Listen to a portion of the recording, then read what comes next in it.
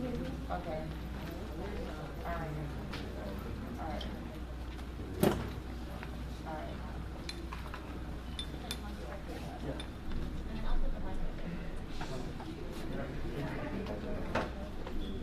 So, sorry. I'm walking over there.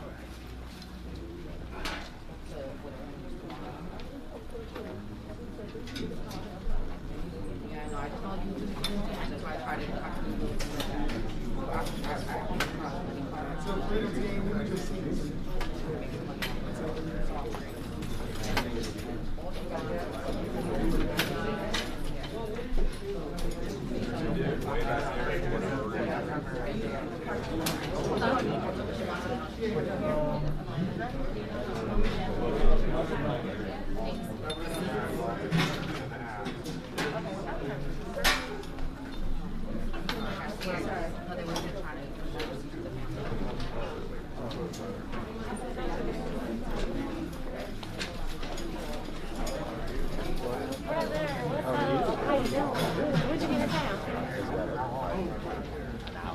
Okay, well, you're still type of one that Charles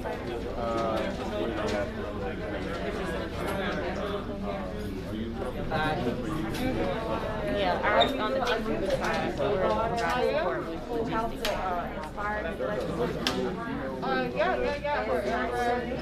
Okay, I'm sure. Something to give it up. Yeah. I know how it goes. Is there a DJ? She's in there. Oh. I've been good.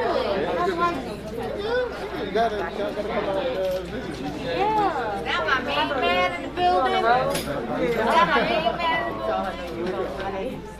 How you doing? You doing all right?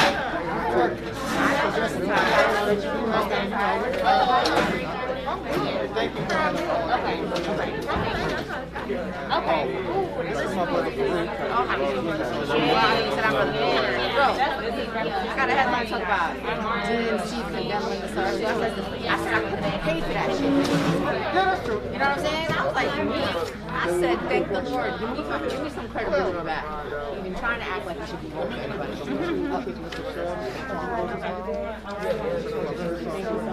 Jack, all we need is one shot. Of course,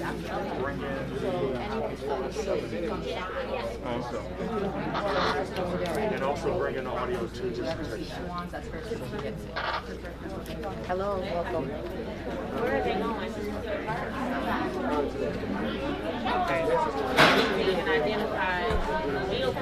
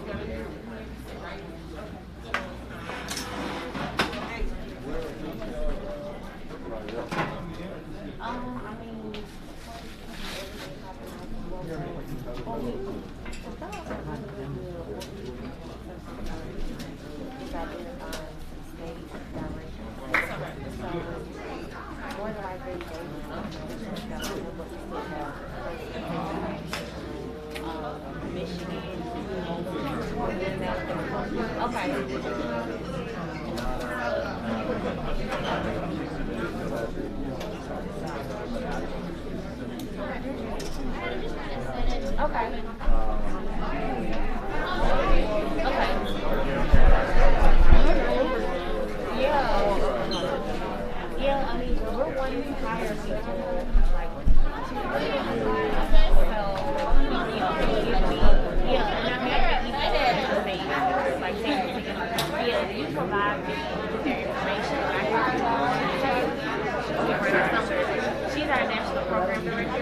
So she can facilitate like reaching out and interviews and all of that. But that's something I know for sure that needs to support on. And I feel like once we identify those people, they will then help us identify like student organizers and that sort of thing. Even if you know some young folks that are in that stage that like to work with us, like we definitely love to talk about that.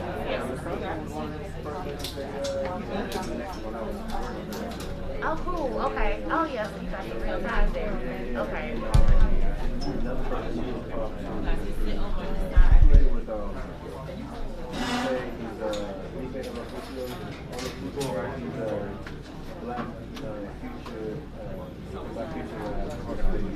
Okay. Okay. And so he was the first time. And his name is Nife? Okay. His name sounds familiar. You know, I gotta hold you tight when I see you. I don't get to see you too much, you know. Yeah. Well, you didn't confirm that you was in. Yeah. So I was like, oh. Yeah, no, honestly, because it was like work approval process. I had to work fast through the approval process, and then literally the finance team booked me Friday. I'm like, a week. Yeah. I went up there. On Thursday. Okay. And I got to see you tomorrow. Oh, Jesus. And then there's the movie. There's a lot going on. I was just talking to you about Deputy State Director and Wisconsin or something like that. Yeah, I know. The sister that just ran my house out there, but she didn't win, but she said Okay. deal with it or whatnot. But what?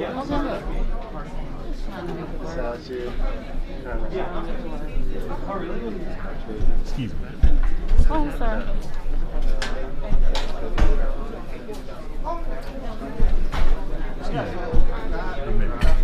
Oh, you're right there. Oh, you're coming to see us?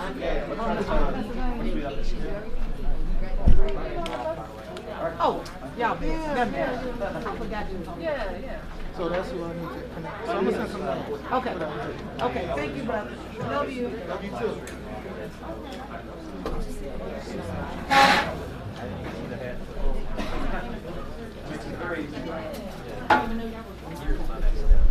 Sis, I need to introduce myself really. I'm Leslie. So nice to meet you. I'm the president for the Minneapolis Institute. Yes, so nice to meet you. Nice to meet you as well. We had to get connected on Facebook. Let's connect. You might have to kiss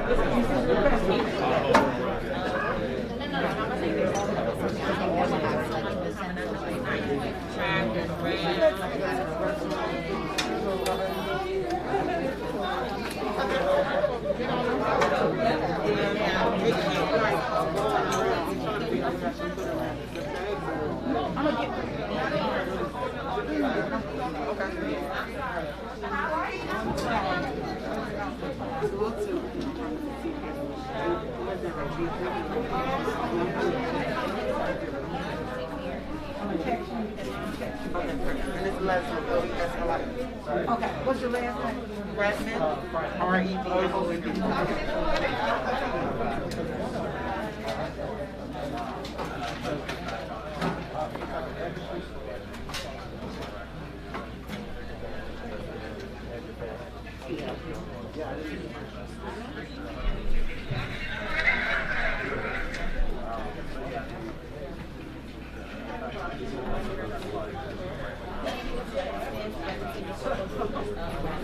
Hello, Senator New. How are you doing today? Well, I just wanted to.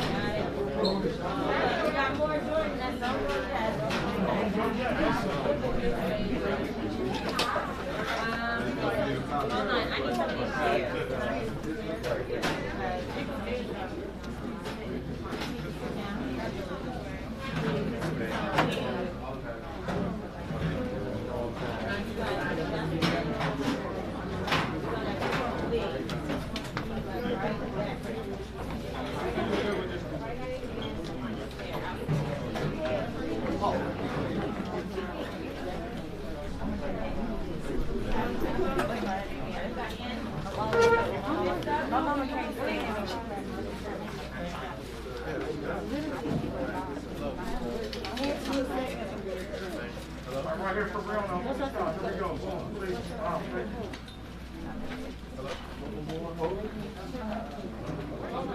I'm sorry. You should be in the photo.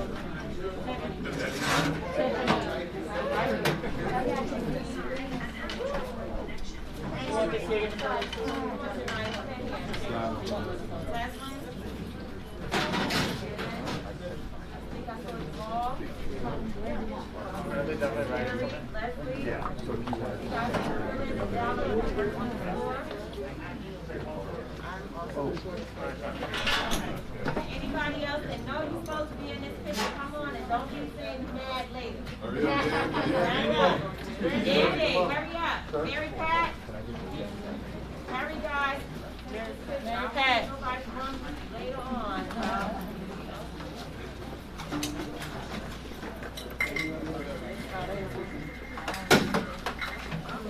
Come on, hurry, guys. Hurry. On this side, over here, please fill in. Get in the back. You want to shift the podium over this way so you can more people in the shot. Jack, you got that 14 left? You got an 8 mil?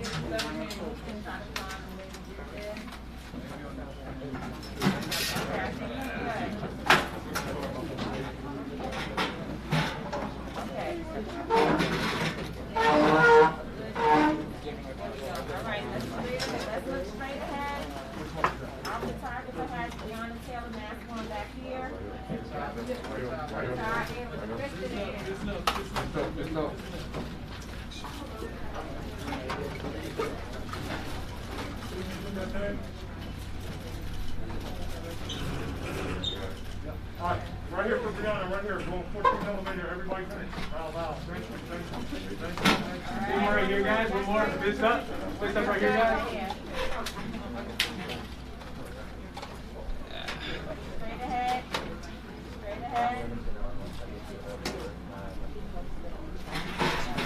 Okay, guys, that's it. Thank you very much.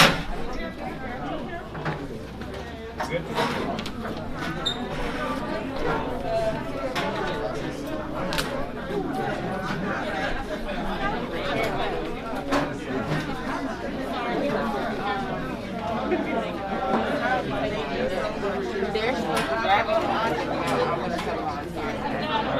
They're able to put on your phone? Okay. I don't know who this is, but it's somebody's microphone cover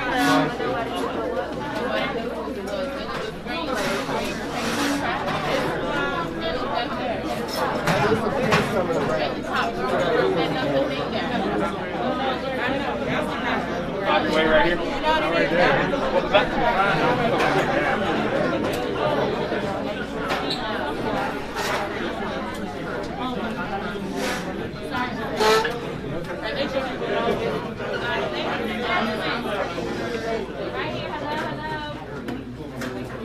Everyone keep this behind the seat so we can be social distance.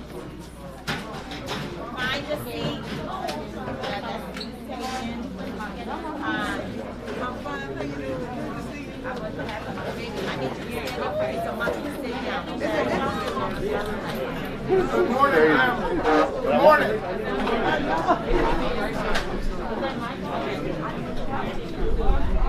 I need everybody to take a second to ensure that you are socially distant. I need one mic. We want to thank you all for gathering as we prepare to begin. If you have a seat, we ask that you take it. Thank you so much.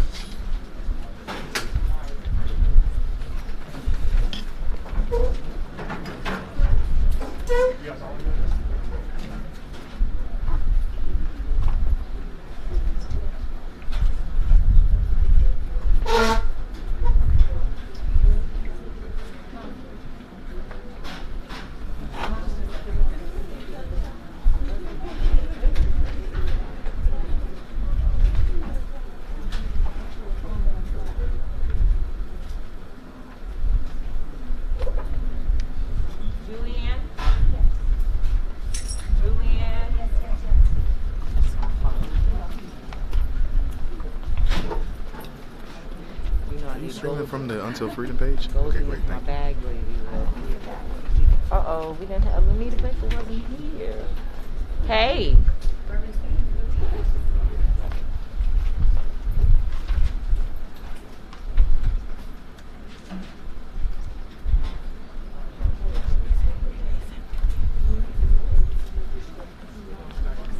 That's what I was saying.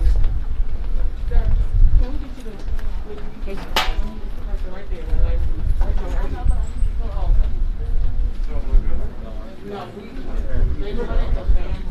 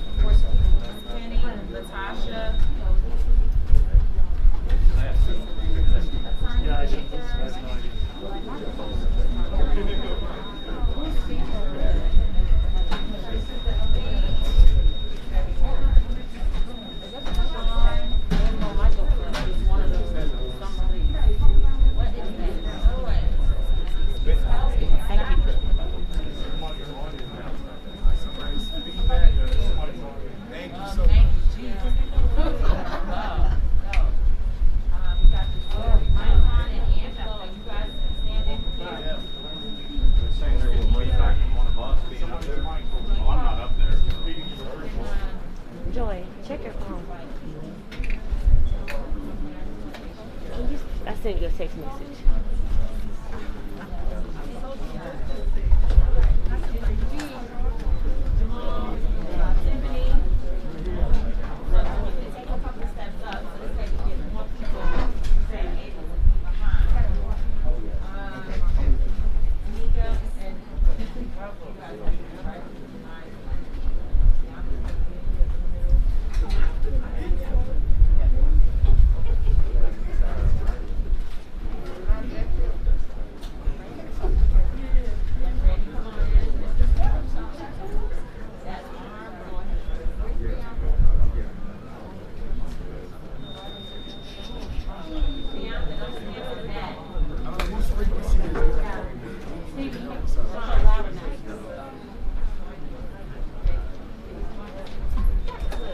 Whoever feedback that is, we need to handle this before we have this press conference.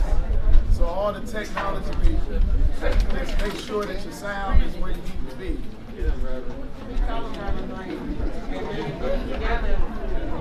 Church.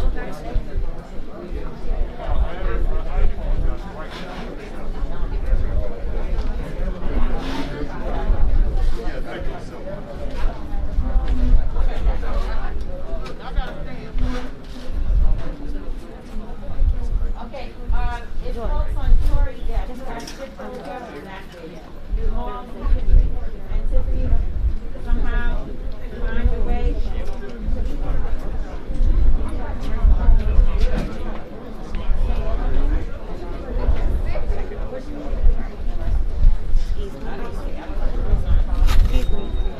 On that side.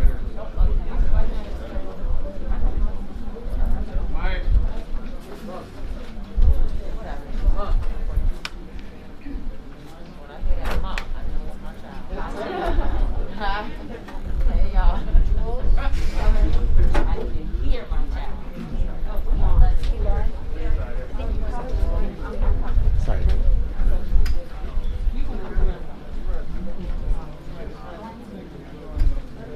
All right, I think we're ready. It's 11:18. Ready to go.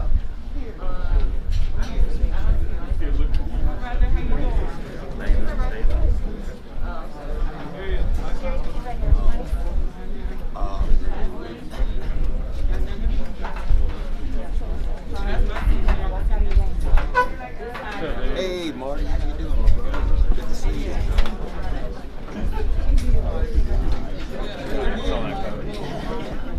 Ladies and gentlemen of the press, guests and friends, we are here today during this very pivotal moment in time. We're gathered at SIMMONS College, a historically black college and university. We're grateful to our president, President Dr. Cosby, and to Dr. Frank Smith, who has graciously opened the doors of this college for us to be able to be here today, to stand in solidarity with the families of those who have been slain by the senseless realities of this nation. We're here because we're here to stand with the family of Breonna Taylor. So we're here to let the nation know today that we are united in purpose, united in vision, and united in our assignment. Today is a day of policy and teach-ins. Our state representative is here who has introduced Breonna's Law into the legislature here in Kentucky.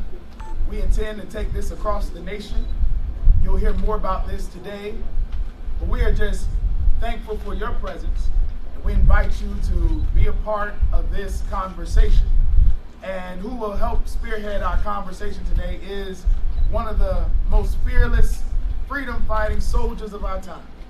One of the co-founders of Until Freedom, Linda Sarsour, will continue to lead us through our day today. Let's give her a hand as she comes.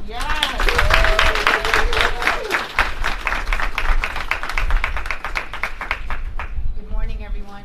As Reverend Stephen Green said, my name is Linda Sarsour, LindaSarsour. I'm one of the co-founders of Until Freedom.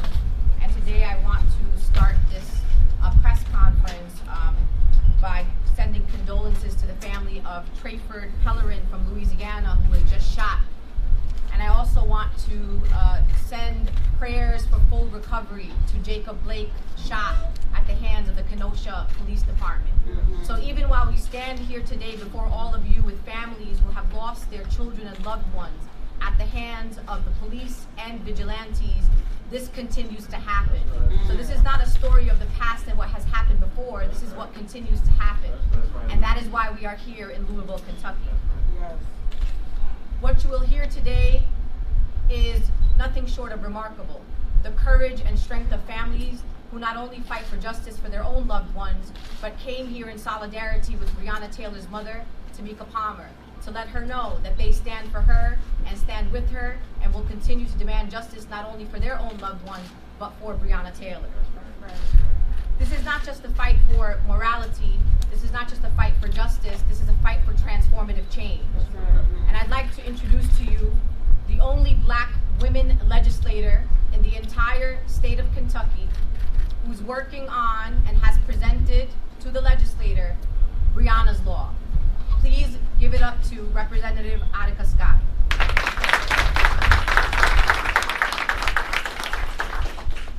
Good morning. Good morning. Peace and blessings to you. I am State Representative Attica Scott, and I filed Breonna's Law for Kentucky because we have to end the home invasions, or what are commonly called no-knock warrants, across Kentucky. Far too often people think that Black folks are only in Lexington and Louisville. Black people are in every single one of our 120 counties in Kentucky. Every single one. Breonna's Law for Kentucky would mandate that when a law enforcement officer is involved in violence against the people they are supposed to protect and serve, that they have to submit to alcohol and drug testing. You don't get to wander off for an hour or more. We don't know where you are, what you're doing. And then the third piece of Breonna's Law for Kentucky would mandate that before a warrant is served, 5 minutes before, 5 minutes after, those body cameras have to be on. We pay far too much of our taxpayer dollars for those body cameras not to be used. Now, we've already been attacked by the Kentucky State Fraternal Order of Police for Breonna's Law. They didn't attack the white man who talked about filing a no-knock warrants bill. They didn't attack Rand Paul for talking about filing a no-knock warrants bill, but they have attacked us. And in fact, they have the nerve to align Breonna with violent drug dealers in one of their latest posts, or one of their latest attacks. But we will not back down. No, we will not. We're going to keep fighting. That's right. In fact, today I'm sending a letter to the leadership of the House requesting a hearing before the session begins in January. And finally, I want to give it up to Pennsylvania Senator Kearney, who has filed Breonna's Law in Pennsylvania. This is a policy movement that is going to go all across the country. I have no doubt about that. And I appreciate everyone who has supported Breonna's Law for Kentucky. We will get it done. Thank you so much. So, thank you so much, Representative Attica Scott. We are in full support as Until Freedom of Breonna's Law. We will work to support the local community here across the state with calling campaigns, working directly with our partners at Grassroots Law Project and others to help build the momentum that Representative Attica Scott and her colleagues need in order to make sure that legislation gets passed. Next up, I want to introduce to you the co-founder and our leader at Until Freedom. We are here in Louisville, Kentucky, living indefinitely until Breonna Taylor gets justice, and it is because of the vision of this woman. Please give it up to Tamika D. Mallory.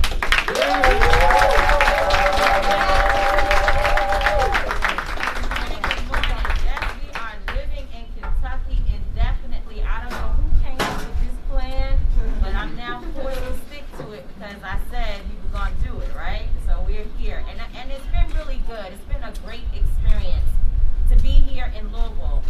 Not just to be here supporting the family, which is obviously why we came, and we will continue to do that no matter where we are in the world. But it also has been a humbling experience for us to stretch beyond our comfort zone, to leave our homes, to leave our families. I'm happy that my son came down to join us this weekend, so it brought a little bit of home to fill up my stomach and make me feel good. And so I'm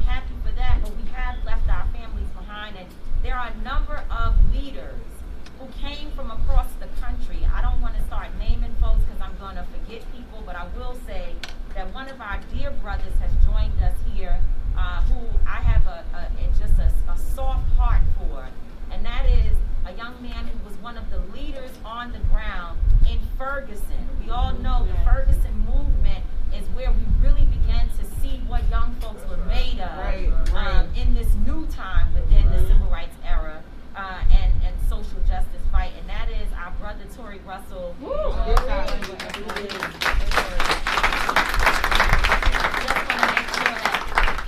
There are a number of other folks who have come together from across the country, and we've all been working together. We've smiled together, we've laughed together, we've cried together, and the other night when we were feeling a lot of stress, we prayed together.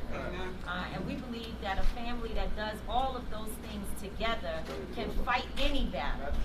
And so we are on the battlefield. And Breonna Khan, where some folks may not have understood what it is that we were trying to accomplish by having a conference this weekend called Breonna Khan. First of all, some folks were a little confused about the name or felt uncomfortable with the name, to be clear.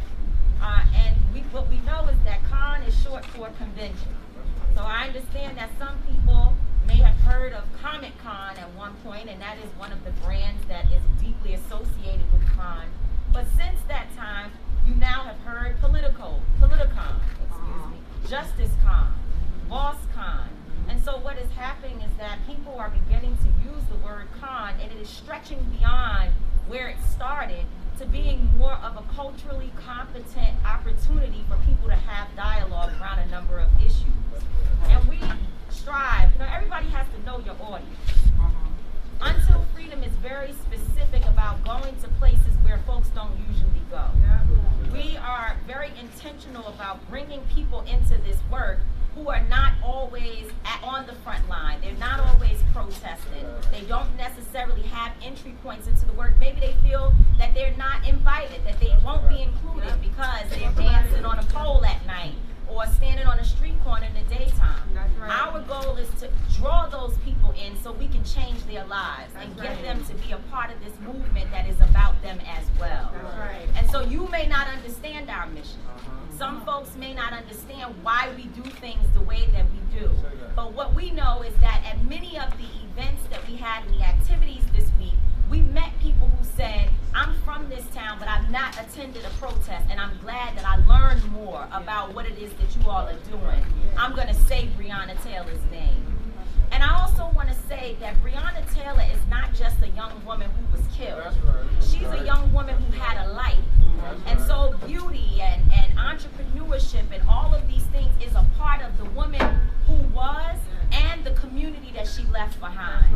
And that's why we came here to be diverse, and we protest for sure. We the first ones that will go out there and protest. But we also understand the importance of uplifting a community and giving people the vital tools that they need to feel a part of this work. And so that's what Breonna Khan is about. So run tell that, everybody.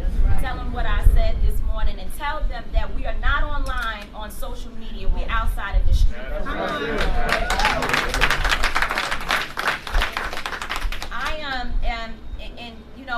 One of the things we have learned, and we're being joined by Pastor Tim Finley of Kingdom Fellowship Church, who has been an incredible ally of ours. And thank you, Pastor Finley, for coming. Thank you. I know we called you like 10 minutes ago and told you to hurry up. You forgot. Sorry. But as we have been out canvassing in the community here, we've done for the last 2 weeks, we've served at least 4,000 families just with our produce and farmers market, alongside someone who has quickly become my dear sister in this town, and that is Sadiqa Reynolds, the president of the local urban league. We put together an operation, and through the support of folks nationally, through the support of relationships that our brother Trader Truth has and others, we've been able to service the community. And one thing we realized is that everyone wasn't going to come to us to get their boxes of produce, so we had to go out into the community. canvassing, informing people about our work, informing them about Until Freedom, bringing them food and trying to service this community and be good neighbors, as Linda says. We saw the same thing we see all over the country. Everywhere that black folks are concentrated, where we live in our communities, we are starving. People are starving. We're starving for resources. We're starving for attention. The communities are neglected. And grassroots organizations like the ones that are listed here, the ones that we have learned about, the people we're working with in this town, they're doing a darn good job, doing the best that they can, such as all of us across the nation. But until we get proper reparations for the harm that has been caused to our people, we will never be able to heal what we see happening, whether that be the gun violence that's going on in our communities. Yesterday we attended an event. I was told by Attorney Lenita Baker that there was a gun violence event honoring families who have lost loved ones, and that we needed to show up there. And so along with Portia Williams and Andy Smith-Harris and others, we went together to this event. If you don't know, anyone from the media who was here that did not cover yesterday's event, you need to make sure, if you didn't, that you find out, because it was the most beautiful moment. I cried. I felt so, it was just a special moment to see families bring the shoes of their children to the steps of one of the I guess the courthouse, was it a courthouse? To the courthouse, to bring shoes there and lay them on the steps. And one of the mothers who lost her own child walked by and pointed to the shoes, and the family members would yell out the names of those persons that used to wear those shoes and talk about their children. And what I realized is that that story, it may not be the same event, but there's an event very much like it happening all across this nation where black people are. And we are not born savages. We are not born killers. There is something that happens in our communities, and it is called starvation. Poverty is, in fact, violence. And that is what we are experiencing as a nation. So when we come together, you damn right, we come with everybody. We're not a group of people that's just organizing with protesters. We're bringing influences in because you could be shot. We're bringing politicians in. Everybody is invited to this fight because we all could have been Breonna Taylor, and we all could be the 3-year-old baby that was shot and killed in this town. We all could have any of those experiences at any time, just because the color of our skin says so. And so we are again glad to be here. I want to say to you as I close that America has to deal with us. That's a fact. And I think this summer has shown that we are not going back. We're not going back. I saw our sister Tiffany Lofton is here from the NAACP, and I think your campaign, y'all's campaign is called "We're Done Dying." We're done dying. We are done dying. And I think this summer has shown that even in the face of tyranny, even with since we've been in this town, helicopters flying around, we've been under heavy surveillance everywhere we go, unmarked cars, all that we've experienced, and which is literally terror, because the bottom line is that we're here because you summoned us here by killing our sister. We didn't just show up in this town because we had nothing else to do. We had to come here because there was no justice for our sister. And so if you give our sister justice, then maybe we can go home. And that's happening across the But we have to be dealt with. You will not distract us. Your trolls will not distract us. Your special forces will not distract us. Some of us have decided that we are willing to die on the battlefield for what we believe. Because we're either dying in our homes or we're dying on these streets. And I, for sure, would prefer to stand up and die in that way than to have you shoot me when I wake up out of my sleep. So thank you all families for being with us today. We brought these families together because this fight is not just one family's fight. We need to be able to show that from city to city, state to state, the hell that black and brown people across this country, and particularly black people, are facing It has not stopped, but we ensure you that we will continue to press forward until justice rolls down like a mighty river. Thank you very much.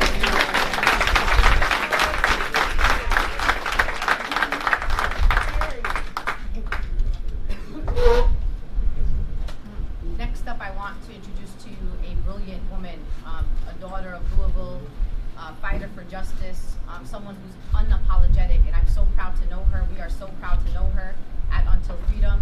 Please welcome Lanita Baker, Esquire, who is one of the attorneys representing the Breonna Taylor family. We're also joined by Tamika Palmer, the mother of Breonna Taylor, Bianca Austin, who's the aunt of Breonna Taylor, and also nationally recognized, one of the most brilliant freedom fighters in this country, someone who unapologetically fights for Black people and all people every single day, Benjamin Crump, Esquire.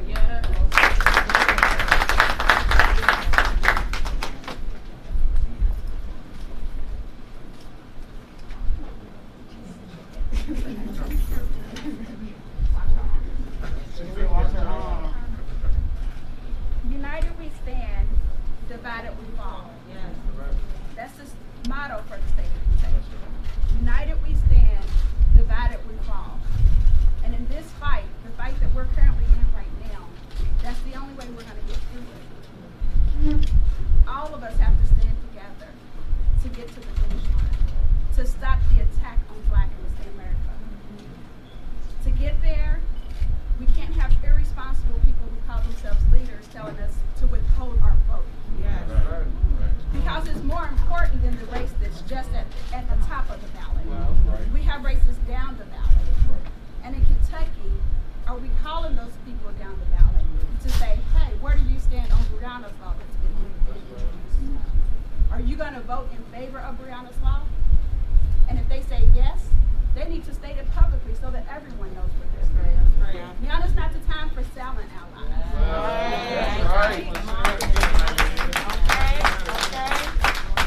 It's not. We can't accept you being on the sidelines saying we support you. We need you to stand up. We need you to be vocal.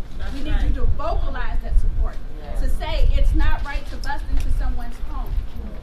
It's not right that our police officers are not being drug tested after any officer-involved shooting. It's not right that police departments get to investigate themselves when they are the aggressors. Right? And in order to stop this behavior, we have to change the laws. So that we don't have another Breonna Taylor. So that we don't have another Philando Castile. So that we don't have another Alton Sterling. So that we don't have another Jacob Blake. We have to change the laws so that we can quit having the hashtags. So united we stand, divided we fall. And that's where we have to do it at the ballot box in November. I'm going to turn it over to Attorney Benjamin Crump, my co-counsel.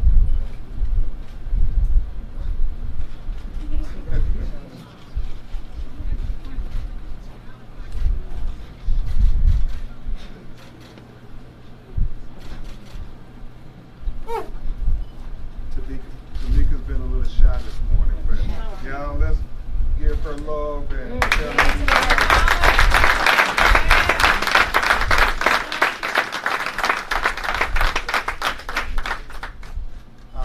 Thank you to Attorney Lanita Baker, one of the best kept secrets in Louisville, Kentucky. I know.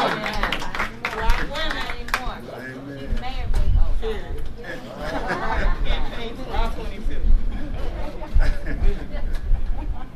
Y'all starting something. It is certainly appropriate that we're here until freedom, and so grateful to the leaders, Queen Tamika Mallory, Queen Linda, my son, the General, and all the leaders of this great organization to have us at Simmons College. You see, Reverend Bryant, this follows the precedents that have been set before how we achieve change in our community. It's when the educators, the preachers, the lawyers, and the activists all come together for a common purpose. And the purpose is to speak up for our children, to stand up for our children, and to fight for our children. Because if we don't do it, we can't expect anybody else to do it for our children. So thank you, Until Freedom, for leading the way.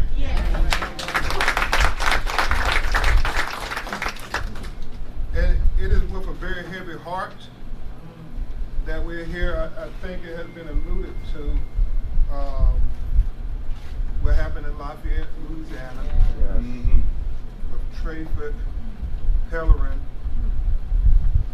Even though they are grieving and heartbroken, Tamika, they ask that I let you know that you're in their prayers.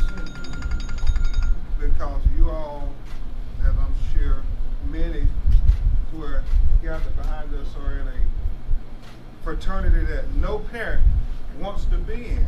That's right. You saw that video. I mean, he had 11 officers falling behind him, and they thought the only thing they can do to de-escalate a man who is having a mental health crisis is to put 11 bullets in his body. And it's all on video. But yet, they continue to try to justify this legalized genocide of colored people. And then you all just saw tears in Wisconsin.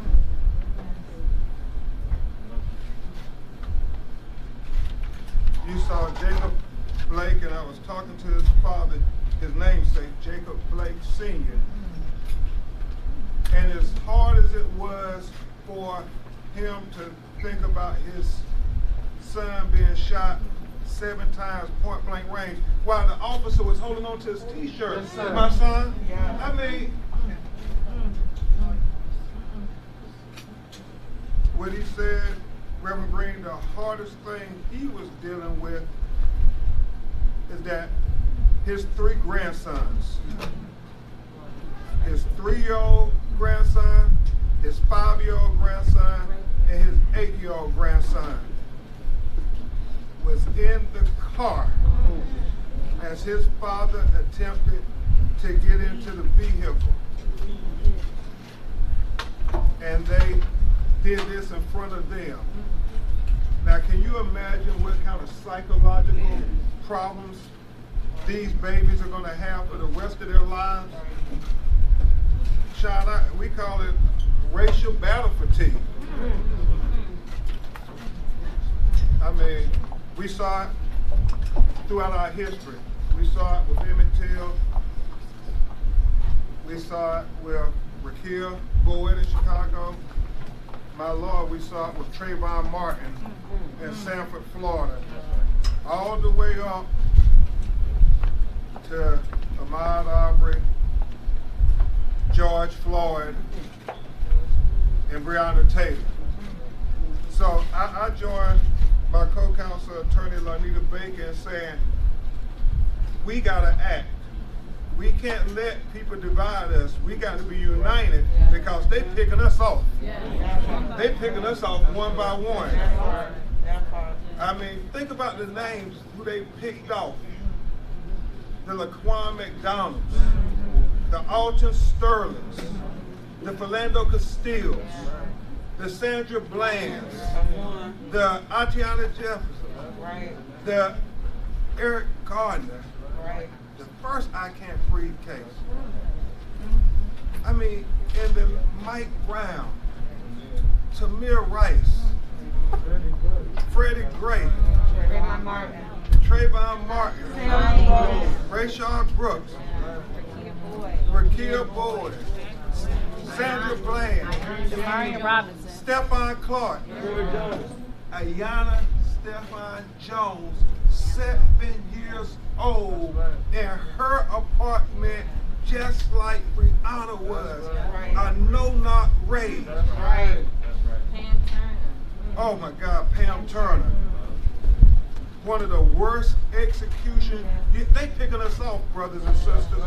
And if we don't get united, all of us get united with a plan, they might pick your child off next. That's right. Come on, Attorney Crop.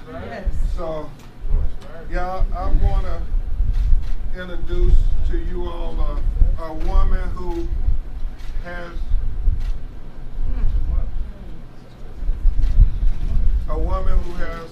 come to epitomize how you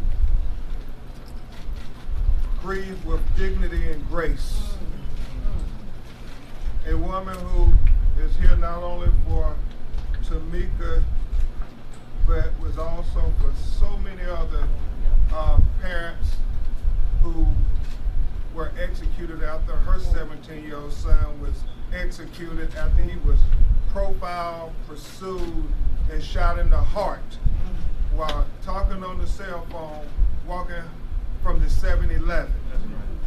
And she's going to be joined by the nephew of George Floyd, who was like a surrogate son to him, who came all the way from Houston, Texas, Brandon Williams.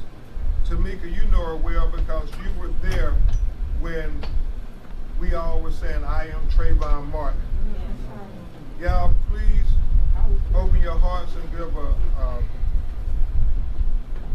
welcoming round of applause for a lady who has lived it all.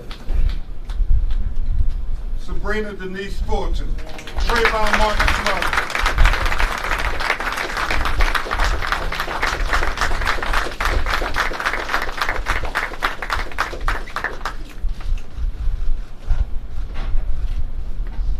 First of all, I want to say that families are standing together. Families are uniting. We are no longer taking our kids that are deceased and going home and being depressed and suicidal.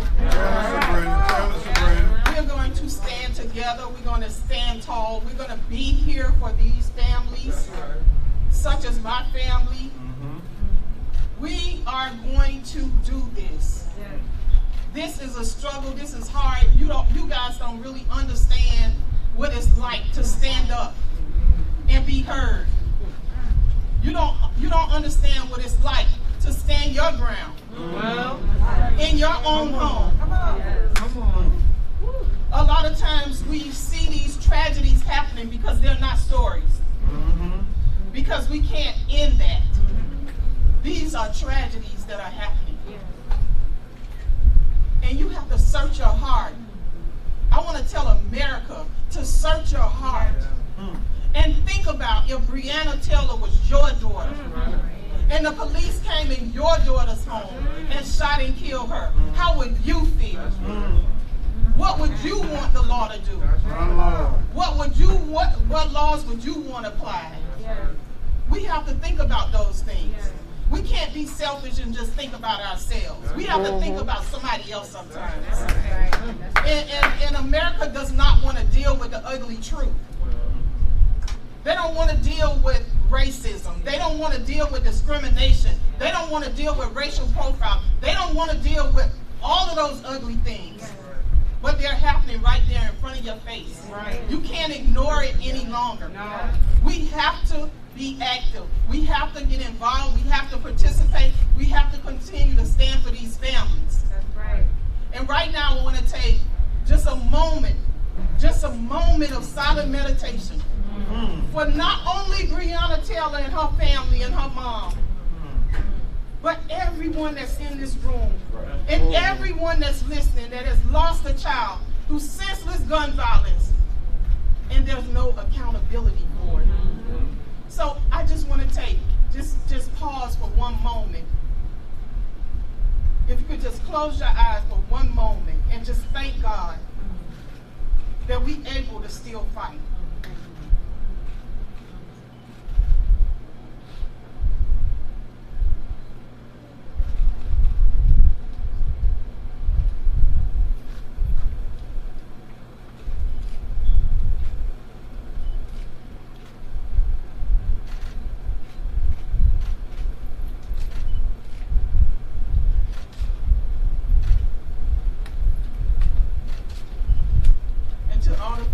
who have lost a child, never give up. Keep fighting.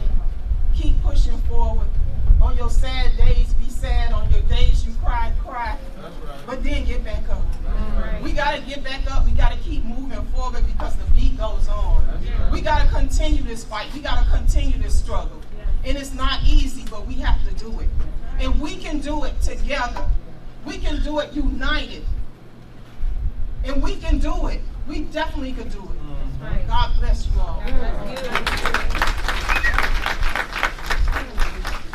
And Linda, Brandon is shout to Tamika. So Tesla Figueroa is going to come up with him and say a brief word on behalf of his uncle, who was like a father to him.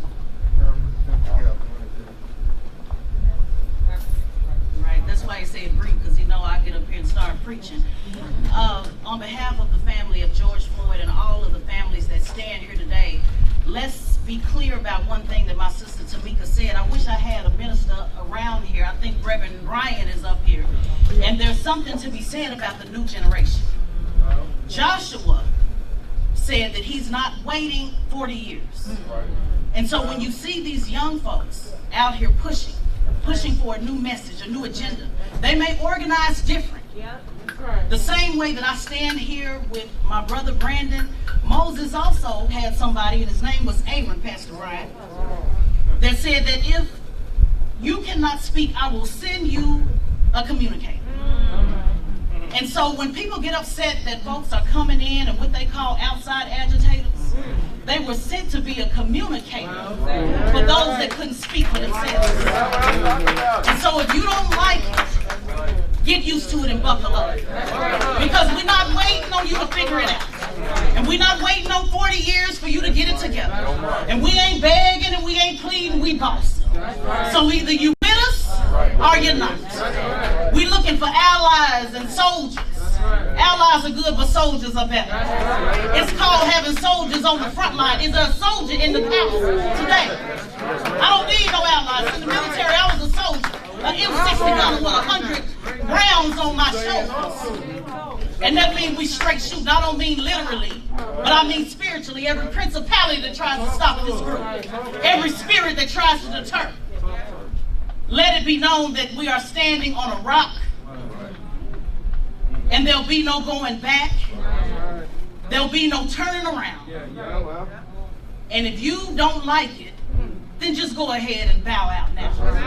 The sidewalk was made for you because we in these streets. Get on the porch because we in this street. Doing drive-bys. Drive-by means not literally, but mentally doing drive-bys. I was brief. Thank you on behalf of the George Floyd family and Brandon Williams. This young man is 29. Young man that came out and wanted to stand. Thank you so much, Trey the Truth, to make sure that he was involved. That's really important. I want to say this before I sit down. As you organize on behalf of these families and the names of George Floyd and Breonna Taylor and all these, reach out to these families. That's right. Because they need to be, Tamika, Trey the Truth made sure. I want to make sure that George Floyd is here. It's not about just saying their name. It's about making sure they got a seat at the table. To make sure they're involved. As for those who are confused on social media, Breonna Taylor's family was involved on this entire event. Nobody making no moves without the family being involved. Now go ask the media when the last time they asked for a comment. Go ask the media when the last time you said, well, what do Linda got to say about it? Or did you just write the article with Linda without a comment? Did you just write an article on Tamika without getting a comment? So let's not start, I'm wrapping up, you hitting me on my back. Let's not start talking about who don't get involved, because everybody that stand up here, we standing with these families, and they're standing with us. Now the question is, where do you stand?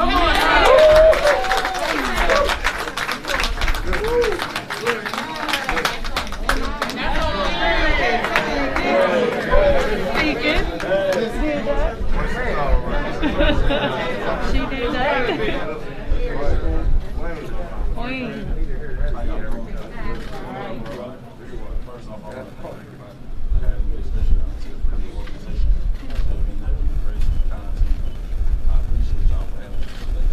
Everybody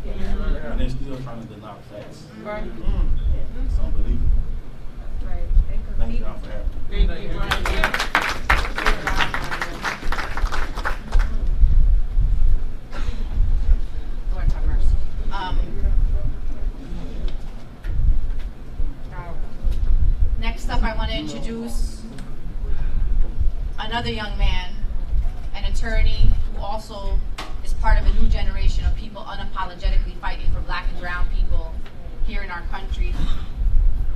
He's also joined by the families of Ahmaud Arbery, Tatiana Jefferson, Anton Rose, and Jamel Roberson.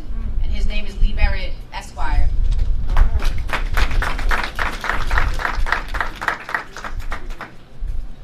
Morning. I'm going to go ahead and be joined by a few people. I'll start with my brother here. Sean King and I grew up together. We went to Morehouse together as students, and we started doing justice work before we knew what it was. And he's holding a very special young man. His name is Tristan. Tristan traveled here with me from Chicago. And Tristan's dad was a security guard. His name was Jamel Roberson. He was the quintessential good guy with the gun.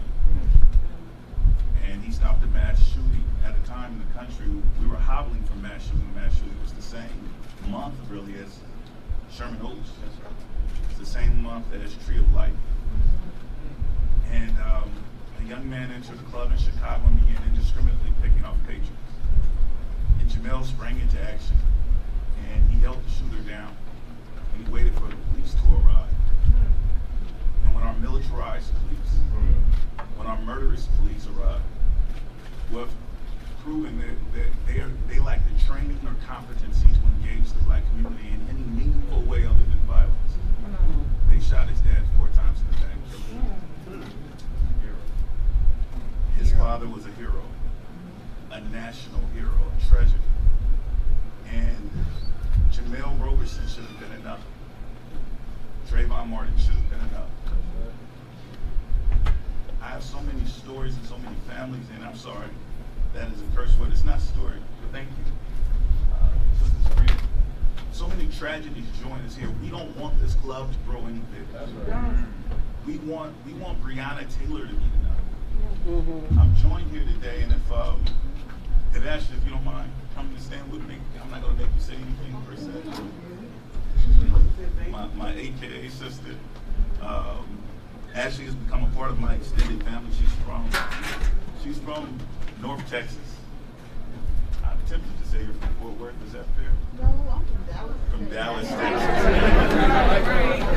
Gotta get it right. Get it right. Her sister was like the HBCU we stand in today. Her sister was an HBCU, a historically black college graduate from Xavier University. Family is so proud, and they remind me so much that their clients, they're close friends, and their family reminds me so much of my family. First generation, when my sister started talking about the Joshua generation, who said they weren't going to allow poverty to hold them back. They weren't going to allow societal limitations to hold them back. And they began to break barriers, the first in their family to graduate high school, the first to attend college, the first to plan to get a graduate degree. And while she was home taking care of her mother playing video games with her 7-year-old nephew, Zion, she left the door open. She left the door open to get a cool breeze.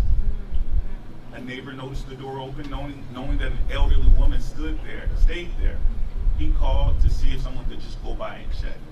And the Fort Worth Police Department came to Tatiana Jefferson's bedroom. They crept through the back of the home and they shot her through the window, killing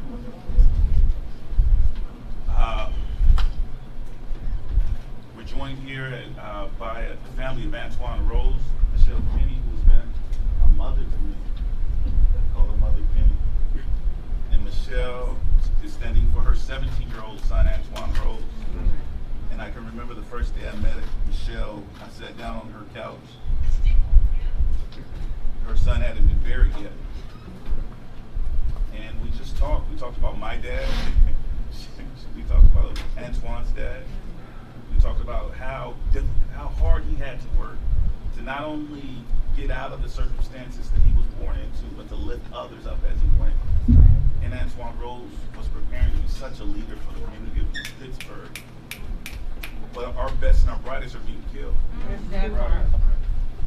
And Antoine Rose on the day that this officer, Michael Roscoe, was sworn in, the first day that he was sworn in, he took an oath. Hours later, he shot her son in the back as he ran away. He was unarmed.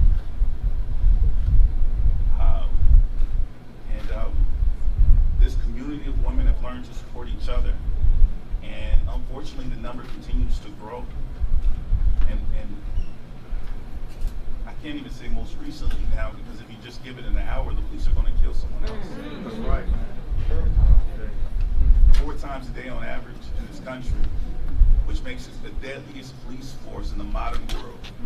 Do you all understand that no nation kills or incarcerates more of its citizens, period? This is a genocide. And we haven't seen the genocide play out in such stark terms as the broad daylight murder of Ahmaud Arbery by a legal system that said that was okay. And I'm so thankful for Wanda Cooper to join us here. If you don't mind just coming to stand with us. Wanda Cooper Jones is a pillar of strength and grace and dignity. And every time these families come together and stand with each other, they heal a little and they hurt more. Right. Because hurting is part of the healing process. They all wanted to be down here to stand with. Honestly, we told them to bring that ass to come out. And with that mother calling to stand with Breonna's family. This is not the first time. This will not be the last time. We don't need new bodies. We have enough tragic stories to go around. And if we're going to declare an end to it, we're doing it in the names of the bodies that already exist and in the names of the people still yet to come. We have to stop this culture. We are done dying. And when we say we're done dying, that means we don't move past Breonna Taylor's case when they tell us that their laws won't allow for justice. Change your laws. That's right. We won't move on past Breonna Taylor's murder until the people who murder her go to jail. Until the laws all across the country, and I appreciate the sister mentioning that now it's spreading that Pennsylvania is considering the Breonna Taylor's law. Because we know that there are so many families in Pennsylvania that are set up to join this club, and we want to close membership down. We believe that this stops here.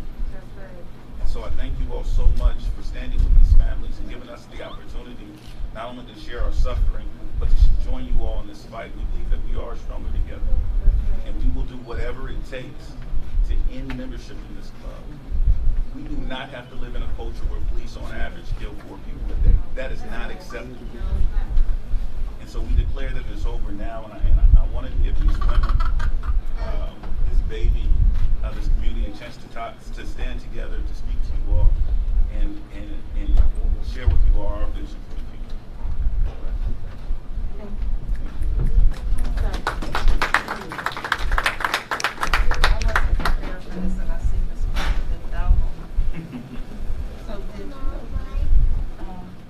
We say this all the time, and I really do mean this. We don't need any more members. Like this club should be closed.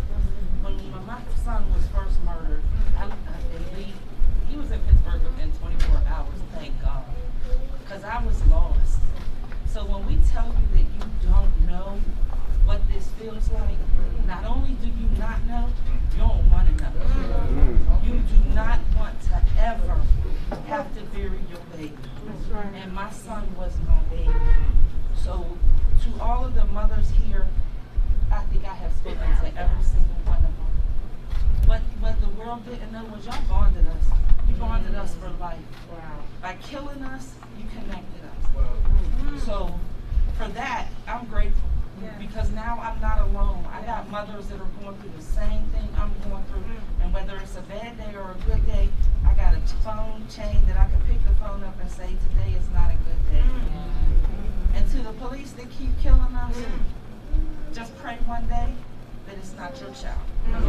Because right now it's ours. But we can't predict the future. So this club can be entertained by some folks that don't want to be in it. And the only thing I say to everybody is keep fighting. Because I'm here for a lifetime. They took my son's life. I'm here for a lifetime. Thank you so much. Thank you. been fortunate to be able to stand in this fight, as I mentioned earlier, through every case, through my entire career. My brother has been with Sean King, and we have walked so many families through this tragedy. I'm asking for him. I'm sorry. Linda, if you want to introduce, I'll take the baby and I'll let you guys introduce. Reclaiming my time.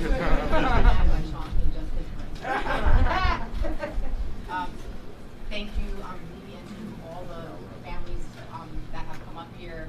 You know, we got your back 100%. I wanted to give a shout out to one hood who's here and our brother just here. That's right.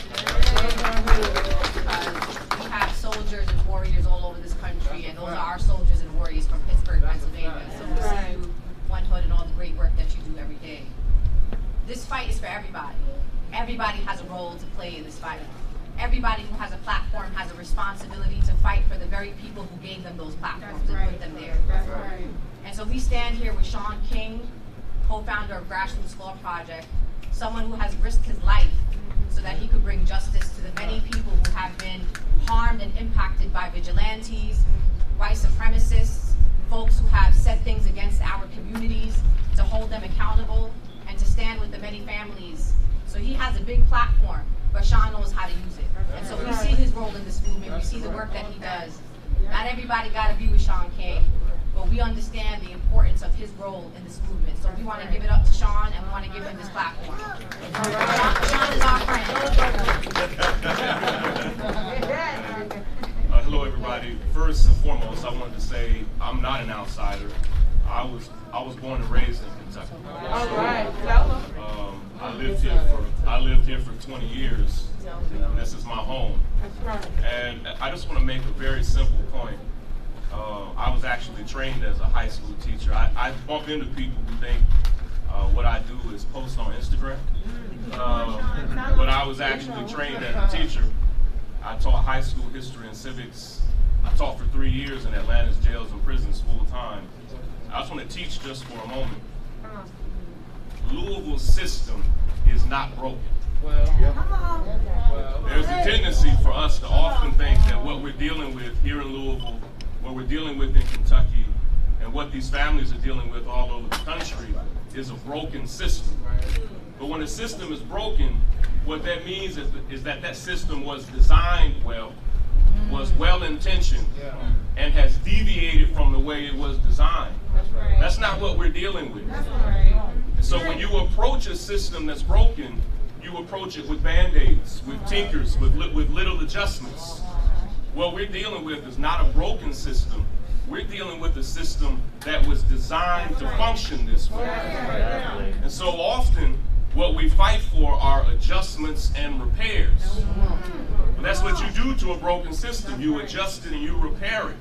But this system that we're fighting against was designed to oppress us. It's not broken. It's functioning exactly the way it was imagined, created, the way it was funded to work.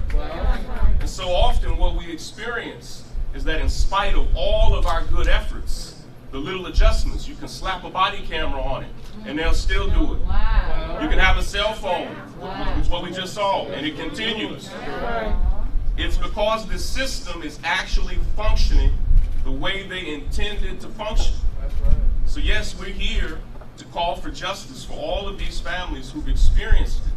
But what we're actually calling for is a complete dismantling of this system.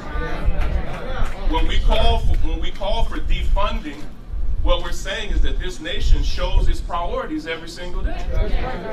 So when a city like Louisville, or a county like Jefferson County, or a state like Kentucky says, well, we care about children. Well, we're saying, show us that in the budget.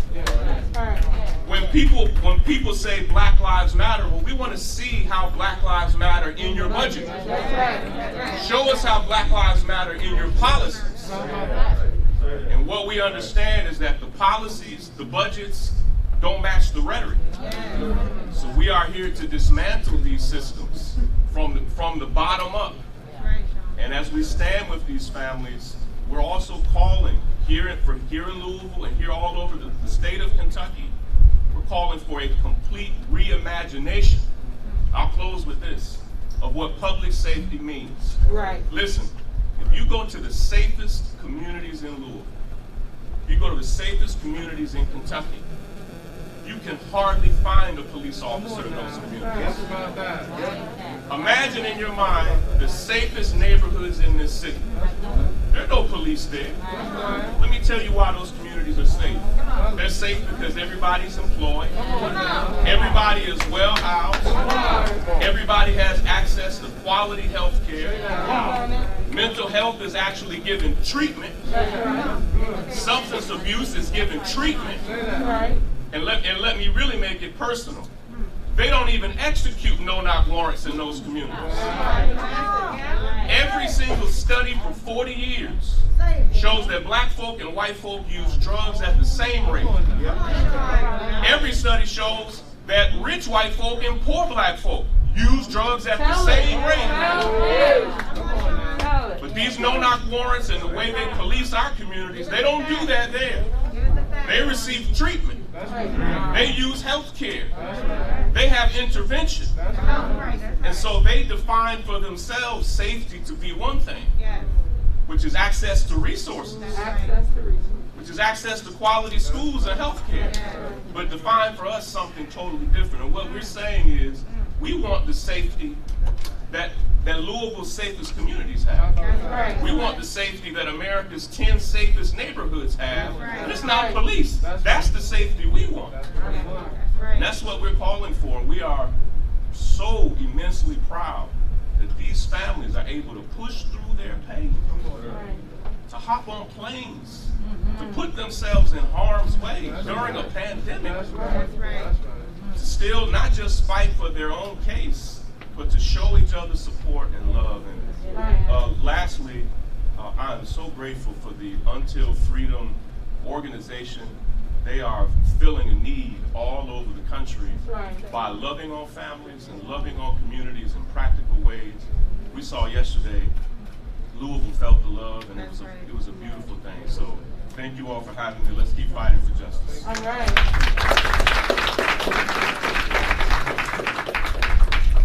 Thank you, Sean. I want to acknowledge the presence of Dr. Kevin Cosby, who's the president of Simmons College. I want to say to him,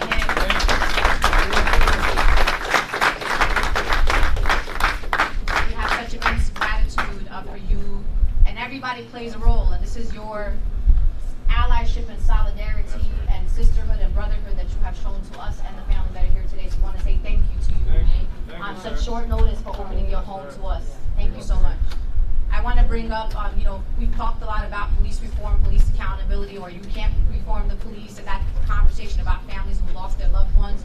But we know that the people of Louisville are hurting beyond just police accountability and the police killings that are happening in this area. And there are people here in Louisville, Kentucky, who are on the front lines ensuring that the families here in Louisville have what they need. But what we do know is the resources are limited. But the courage is endless. So we want to introduce to you our sister, Sadiqa Reynolds, president of the Louisville Urban League, who's on the front lines working on eviction prevention, making sure families have adequate food, and fighting for our families in the city of Louisville so we can get the reparations and the respect and services that we deserve with our taxpayer dollars. I'm Sadiqa Reynolds, president and CEO of the Louisville Urban League, and I am honored to have Until Freedom and all of these people in our community. There are a lot of folks that are saying, why are they here? Why are we getting these outsiders? Well, if we could have got it done, it would have been done. Rihanna was killed in March, and we still don't have justice. Talk about it. We need to be clear about something. We may not all agree on everything. I don't know their sign. I don't know how they vote. I don't know who their mother is or father is. But what I know is that they came to Louisville and they said, we want justice for Breonna Taylor. And so then I said, then you and I are alive. I am the president and CEO of the Louisville Urban League.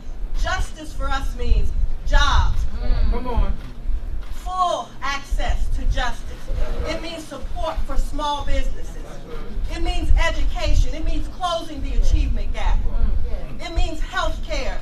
It means access. It means recognizing that our people are dying more in this pandemic. And it ain't because of protest. Everybody here has a mask. We pull it off to speak. That's right. We are protected. It is because of underlying conditions. Jobs, justice, education, health, housing. We need affordable housing in this community. We have 6,000 30,000 children at a minimum that are homeless in our public school system.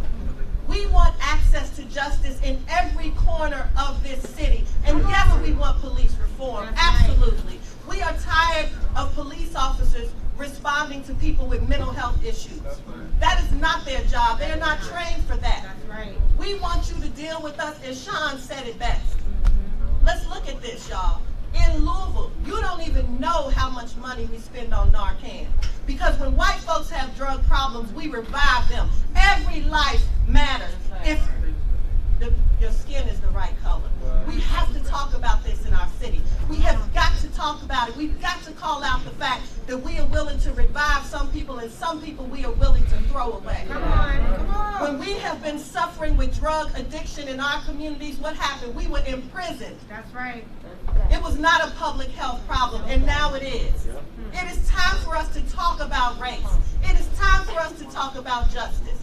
We have to do that. And to those of you out there who support organizations like the Urban League, and you say, Sadiqa, but they're disruptive, or they're these people that have come in. Let me explain. Come on. See, Kaepernick kneeled for you, quietly, silently, on a football field. And you didn't speak up for him. You allowed them to destroy that black man's career. So what we have decided is we can't find no respectable way to get justice for us in this country. So the Urban League, Louisville Urban League, along with all these folks, we are here to say our lives matter. Brianna could have been me. She could have been my daughter. My life has to matter. And somehow I think they thought, and I'm going to wrap this up, and I got to say, somehow I think, because there's been little leaks of, well, maybe Brianna was in a relationship with somebody that used drugs, or maybe this. So you think somehow that she was not respectable enough for us to love her, to care about her? Come on, man. We got to be smarter than this. We are aligned in our desire to see justice in this city and in this country. And it is important for us all to be together on that. White, black, rich, poor, everybody. We have to have it. We have to have it. Our souls must demand it. So, I just want to say this. You need to vote. Yes. If you're in the street protesting, you need to vote. If you're in the street protesting, you need to finish that census. You must do that. We must be counted. If your life is to matter, you have to be. But to the folks who would say, we want you to have justice, we just don't like how you do it. And the folks who would say, we want peace. Let me say this clear. You get your peace when we get our justice. Yeah. And if you have a better idea for how to save our children, how to save our sons, how to save our daughters, give it to us. Because we've been begging, we've been kneeling, we have been praying, we have been crying, we have recorded you, we have done everything we know how to do, and our babies are still dying. So listen to me. You want justice, so do we. Give it to us. You want peace, so do we. Give us justice. Invest in our community like you invest in other places. Jobs, small business support, affordable housing. Close this achievement gap. And I mean do it now. I mean now. I don't mean later. Because here's one other thing. In this country, we have money for everything we want to have money for. And so as an example, Roots Chris, Harvard University, millions of dollars in stimulus. I'm on the Fed board, and the Fed said so many people that got stimulus funds, that money ended up in savings accounts. So this country can write checks when it values you. And so it's time for us to have the investment that we have seen in other places, because our country can afford it. And let me say it to you like this.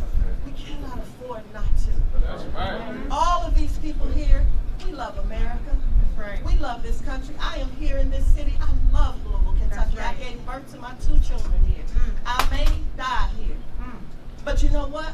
I have found the thing that I am willing to die. Yeah. Thank you, Auntie. Thank you all.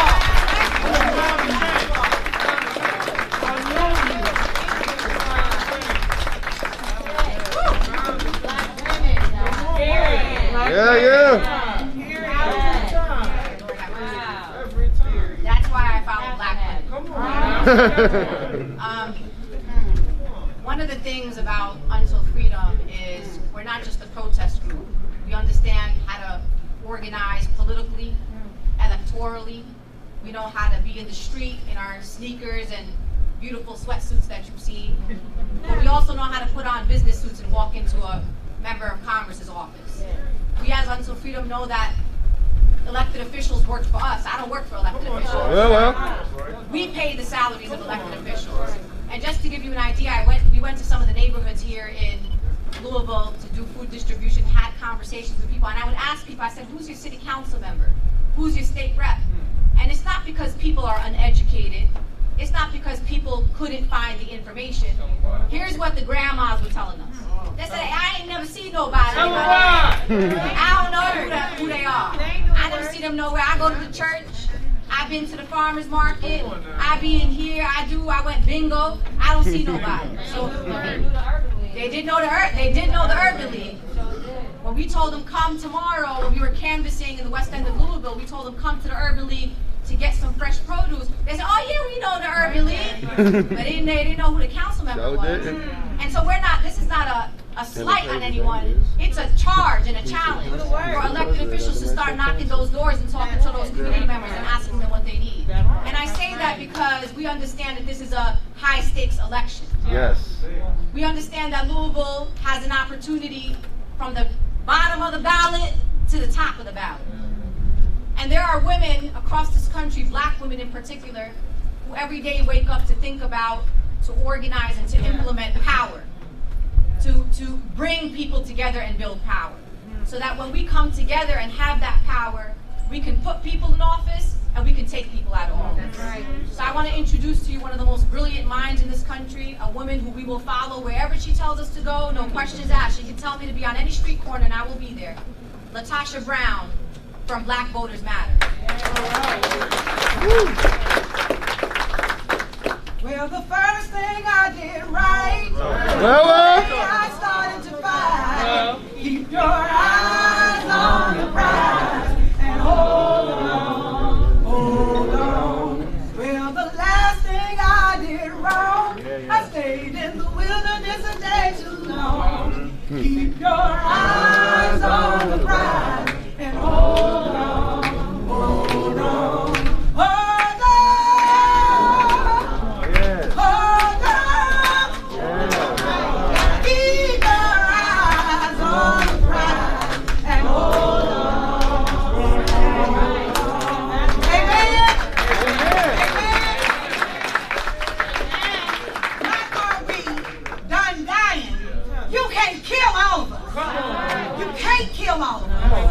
And so as I stand here and I'm thinking, I'm so moved, sister, I love you.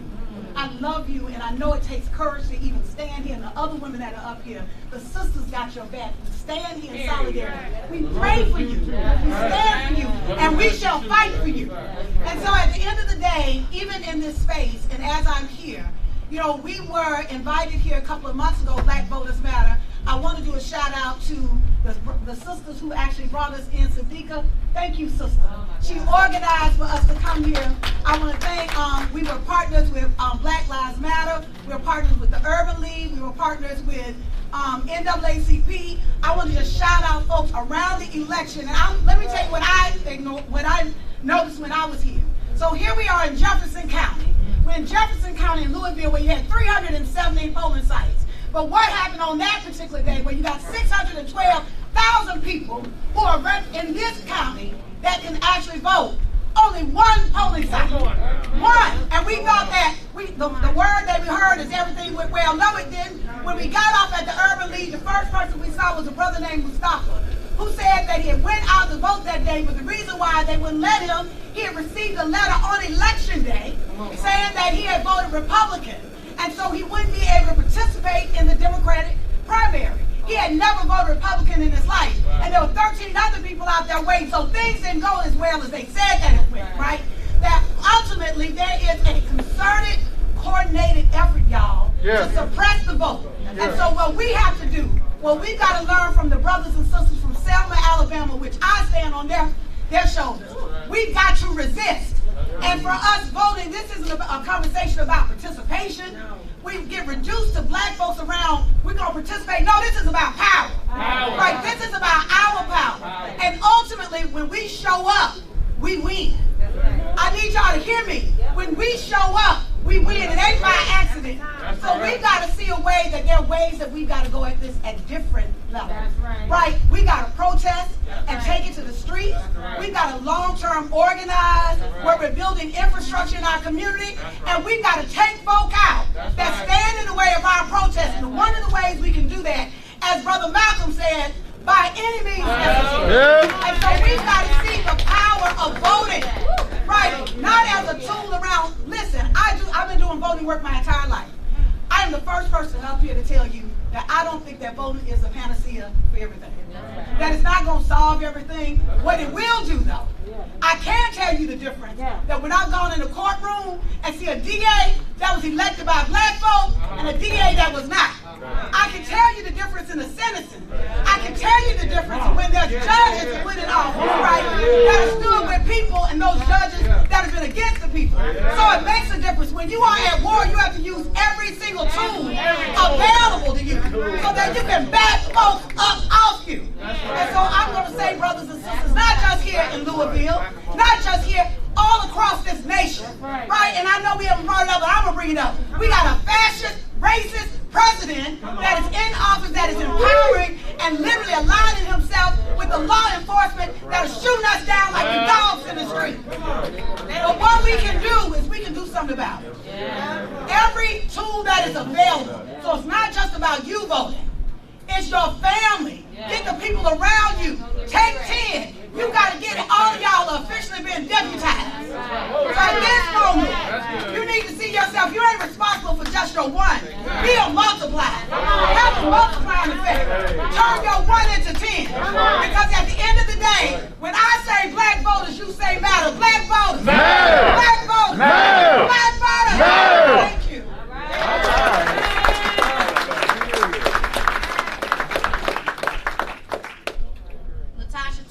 Voting didn't matter, they wouldn't be trying to take your right to vote away from you. And the mailboxes too. And the mailboxes. Don't remind me about the mailboxes. That is a situation. Lord have mercy. You're all employers in this room without even you knowing about it. Because you employ these representatives in your communities. And you could actually make a decision whenever you feel like it at every election that they are fired or hired. So make that decision this time. I want to thank a lot of our friends who are in this room. The Louisville 87. You guys, you girls. Some of the bravest folks that we met out here in Louisville who didn't even know who we were, but they felt the spirit. They trusted us. And they went with us into the Department of Corrections here at Louisville. And we built sisterhood and family and brotherhood with them. And they have been showing up for us every single day. Anytime we call them, the Louisville 87 from Louisville are here. That's a fact. I want to give a shout out to our friends from the Kentucky Alliance Against Racist and Political Repression. I see Shamika here in the room. Louisville Collective. We got folks here from so many organizations, as you can see behind me, the No Justice, No Peace Louisville. Support those young people. They're fired up. They're passionate. Need some support, some direction, but they're out in the street. So we're very proud to work with all these folks. Tamika said it, Pastor Tim Finley's here with us from Kingdom Fellowship Church. A truth teller. We're going to be talking tonight. We're going to be hosting tonight. Oh yeah. Guys, so that's who's got me there. So tonight we have a mass revival. Yes, sir. We are disruptors. But we are also servants of God. And we are so honored to have pastors not only here locally from the Louisville area, but also nationally, who are coming to tell you that we are with you, that God is with you, and no weapons formed shall prosper. Yes. So before that, because I'm bringing up a great man, an ally to us, a brother to us, Tuesday, which is tomorrow, August 25th, 2 p.m. We're going to meet at South Central Park. We are asking for our sisters and brothers across Louisville and outside of Louisville to come down, to stand in solidarity, to remind people that justice still has not been served. We want you to show up for the family of Breonna Taylor, but also for the many families that have been killed at the hands of the LMPD, and we have not forgotten them. We also want you to come stand with the protesters. 86 days in the streets of Louisville. They're tired, but their spirits are alive, and they need your solidarity. I want you to come and see a protest. I see you, and come stand with them tomorrow. But we need prayers because the LMPD put out a memo to the entire Louisville Metro Police Department. Yes, sir. They told the Louisville Metro Police Department, every single officer, Tuesday's an all work day. You can't be sick, can't have a vacation, you can't take your daughter to the doctor. I need you at work. So we can't allow the LMPD to out-organize us. Well. There's about 1,500 police officers in the LMPD. So we hope that we are going to out-organize the LMPD, because we will not be intimidated by the LMPD or any police department or any mayor, any governor, or any attorney general in the state. Talk about it. So because of that, we need prayer. And while our movement welcomes all people of all backgrounds, people of faith and people of no faith, we happen to be people of faith. And so we want to bring up a powerful brother, someone who has been praying justice into the world, praying love and compassion, standing with his sisters in the movement. Give it up to Reverend Jamal Bryant from New Birth Church in Atlanta, Georgia.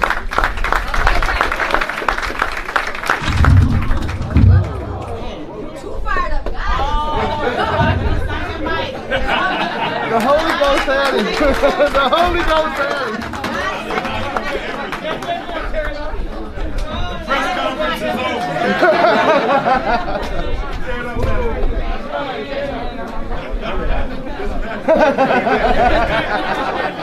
That was the spirit coming out right there. Oh. Thank you. Let me go off further real quick. He was going to bring the meaning on it, but right. Talk about making an entrance. Let me thank Linda and Tamika for doing an amazing job of really putting out front leadership led by sisters. For far too long, we have sequestered our sisters to the background. And I'm grateful that our sisters are leading. And you've heard a chorus of super bad sisters get to the microphone declaring that the sisters are with them. And I wanted to come out and say that the brothers are with you all as well. Yeah. That's right. That's right. I'm thankful for all of our allies and comrades who are with us on today. I'm coming from Atlanta, and I would be remiss if I did not highlight and underscore the presence of Portia Williams and Phaedra Parks, who are also from Atlanta.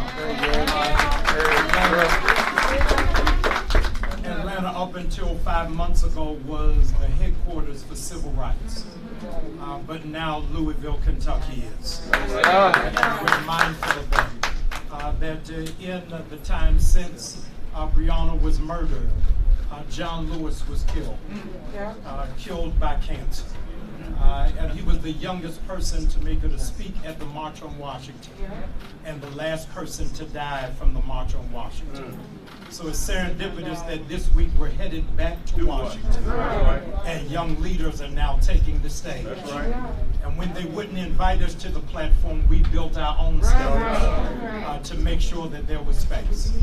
It is interesting to note that the most noted letter ever written in American history was a letter from a Birmingham jail, in which Dr. King had to say to preachers who didn't get the memo that we're here because injustice is here. Regrettably, Tamika, that letter written by Dr. King under this postal system would have never been delivered. How about it? It's an amazing thing of how it is that we see mailboxes missing, but the deliverers of the mail are not missing.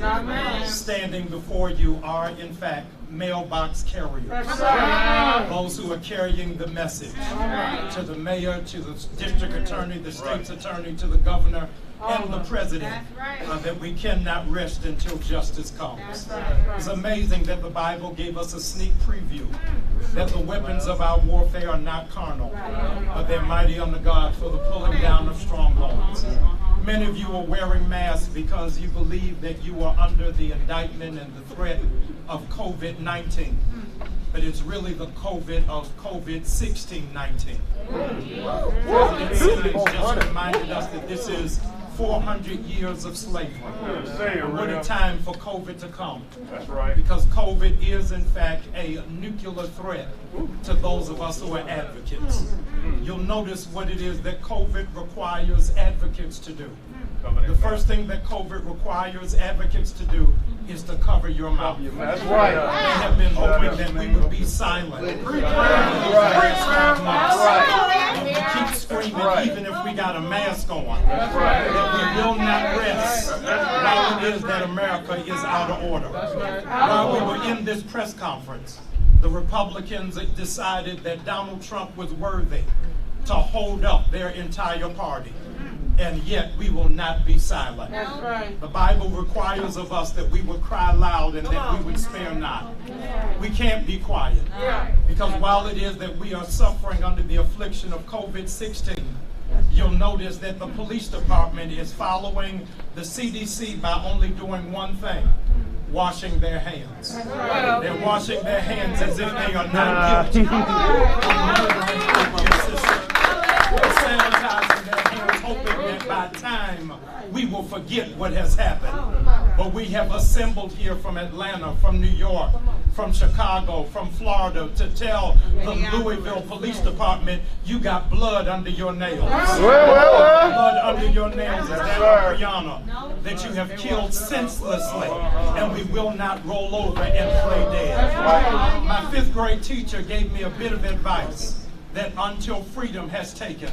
And that bit of advice that my 5th grade teacher told me is that you've got to act like a stamp. Stick to it until you get there. So we're going to be here in Kentucky until something shifts, until something happens. Last week, Congress called the Postmaster General to come and be accountable to why it is that mail isn't being sorted and mail is not being delivered. He had no answer. He failed the system, failed the citizenry, and as a consequence, he's failed the nation. But we're thankful unto God that Linda has reminded us that we've got another Postmaster General. That when we send him mail, he always delivers. And for 400 years, we have been crying out over our head. We hear music in there. There must be a God somewhere. He may not come when you want him to come. He's an on-time God. Yes, he is. In time of trouble, he will hide you. His ear is not heavy that he cannot hear, and his arm is not short that he cannot save. So right now, we're mindful that we're under a despotic president who is not for us. We are under a district attorney who is not for us. But we're thankful unto God that if God be for us, then who can be against us? I'm telling you, we have marched, we have cried, we have knelt, but Frederick Douglass said, I never saw prayers answered until I got off my knees. Tonight we're getting off our knees. And at 7 o'clock we want all of you to meet us at the waterfront where we are engaging in a high-level spiritual warfare. Yes, sir. Because we understand that when we call on him, he will answer. And I want you to know that we are praying that 4 people will get arrested in Kentucky. We are praying that this government will not allow another election to get robbed. That's right. We are praying that our children will not, in fact, have to figure out how to get Wi-Fi when they're forced to learn virtually. We are praying that our teachers will have a livable wage. We are praying that our workers will have access to capital. We are praying that our students won't just get scholarships to throw footballs, but to understand engineering and STEM. We are praying that our preachers will not contract prophetic laryngitis bias and lose their voice for the comfortability of that which is politically correct. We are praying that all of Kentucky will stand as a lamplight to the entire United States of America, that business as usual is not acceptable. And we have waited 5 months for the mail to be delivered. But tomorrow at 2 o'clock is coming Federal Express.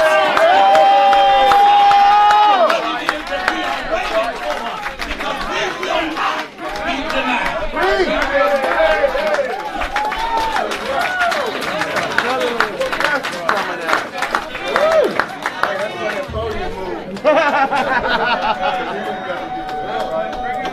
Federal Express. Federal Express. Louisville, tomorrow, South Central Park. We're going to be marching on the LMPD Training Academy, where the training to execute black people, to racially profile black and brown people, to terrorize communities starts. And we will be marching somewhere else, but we ain't going to tell you all about that. We just take you with us. Just trust us and go along like the Louisville 87 trusted us. Yes, we did. If you're fired up after Jamal Bryant, he was giving you a little promo for tonight, 7 p.m. at the waterfront. We're going to be out there praying love into the people of Louisville, lifting you up because you are loved. We see you from every corner of this nation. And as Angelo has said before, my co-founder, you are the ground zero for the civil rights movement in America right now. All eyes on you, Louisville, Kentucky. There will be history books written about you. There will be little black girls and brown girls and black boys and brown boys that will learn about your names, about your organization, and about those protesters in the street. Don't let them ever underestimate you and the power that you hold. You are the home of Muhammad Ali. You are the home of Matty Jones. So let us honor those that came before you and meet us on the streets tomorrow at 2 o'clock at South Central Park. So right now, don't go anywhere. I want to introduce to you Leslie Redmond Esquire and Angelo Pinto Esquire, because we are a movement of activists and organizers, formerly incarcerated folks, hip-hop artists, attorneys. We have brought an intersection of the brilliance that our communities have so we could do this work holistically. And right now we're about to have the real conversations that need to be had. So we're going to start moving some things around. So if you want to not drop your microphones and stuff, try to do it really quick because we got to get into formation for the next part. So please give it up to Leslie Redmond, who came here from Minneapolis. She's from the NAACP Minneapolis. President of the NAACP Minneapolis.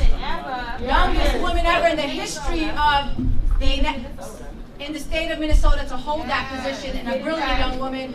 Angelo Pinto is one of the co-founders of Until Freedom. She's one of the leaders of the... She's a leader. She's the most brilliant woman.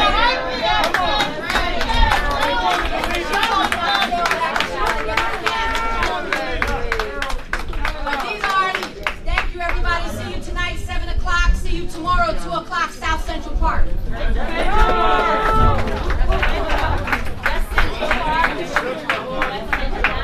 Grace and peace, everybody. We are about to start. If you need to go to the restroom, that will be the appropriate time. Jules, if we could get the table to the front. We are excited to have this amazing policy conversation. We have some amazing people joining the panel. Tell them who's joining the panel. Tara Herron, if you're in the house. Representative Attica Scott. We're going to be setting up the table. We're going to begin in a couple of minutes, folks. So just bear with us. Councilwoman Keisha Dorsey as well.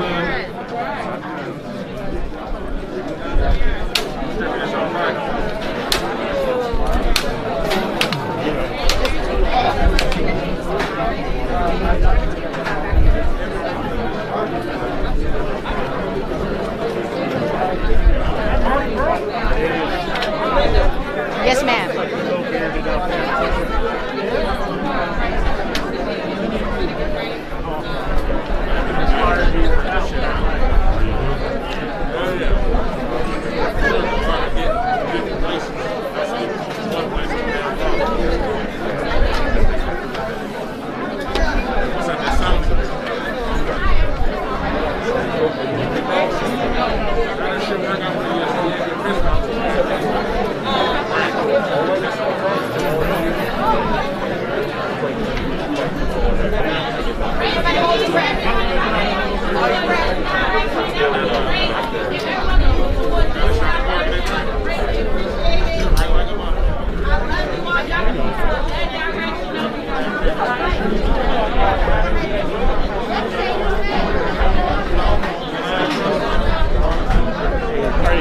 We're good. We're good.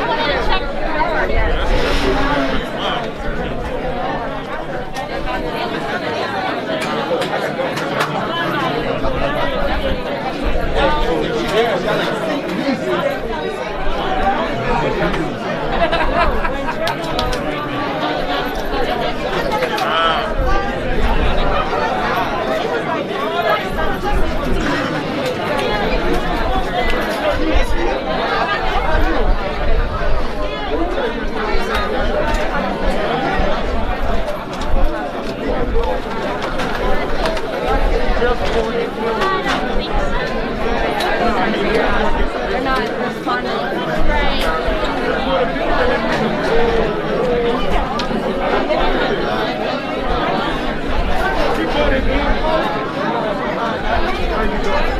Ladies and gentlemen, one mic, ladies and gentlemen, one mic, please. Please. We gotta turn it over so we can back up at least so we can start standing up on table. If you're not gonna stay, please walk outside. Thank you very much. We appreciate it. Don't move the chair. Don't move the chair.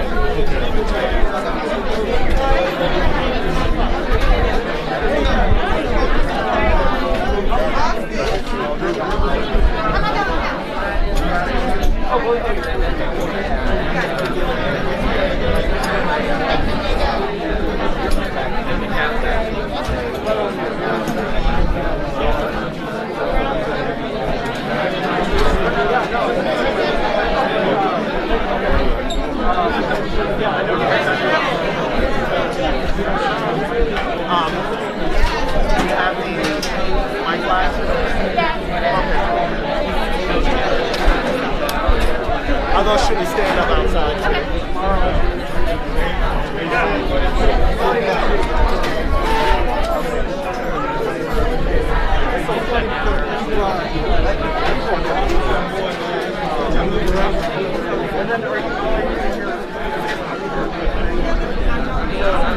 At the very least,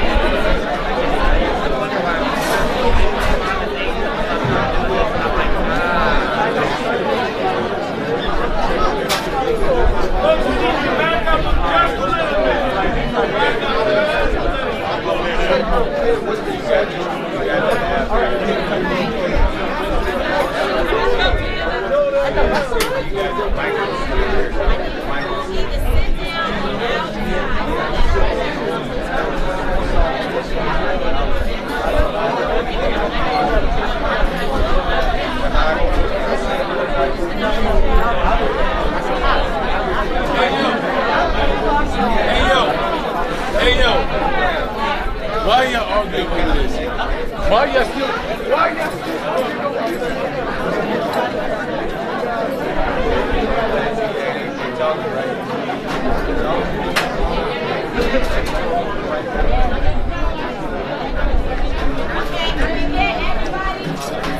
Take a seat if you're staying. Take a seat. Please take a seat if you're staying.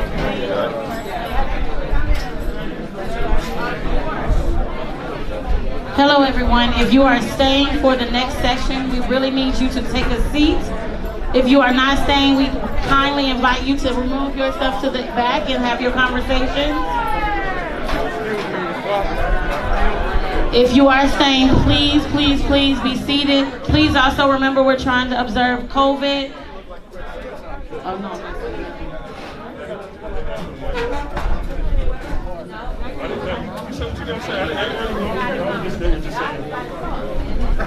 Thank you so much again. If you are staying, please be seated. Otherwise, we invite you to take your conversations to the back. Thank you.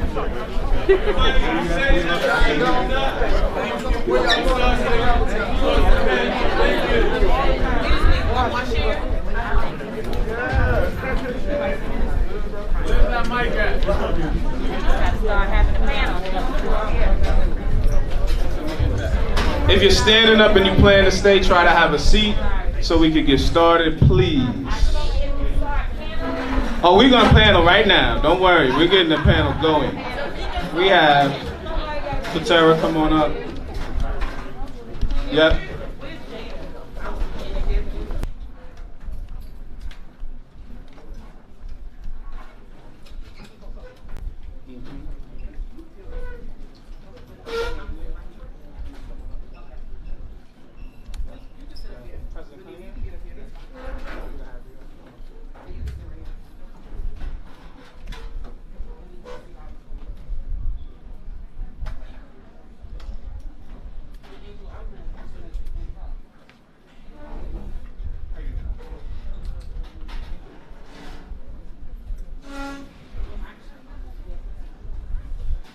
So folks, thank you for coming, thank you for attending. We are going to get things started. What we'd like to do before we jump into things, if there are any families, or if there are any family members who have been victims of police violence, would you stand? If you are a local elected official, would you please stand? If you're an elected official in Louisville, we'd like to honor y'all as well before we get started. Thank y'all for attending and being here. Thank y'all. Give it up. And what we want to do also before we get things rolling is have a moment of silence for the families and all the individuals who've been lost as a result of police violence. So if you can, please be silent for this moment of silence before we begin our panel.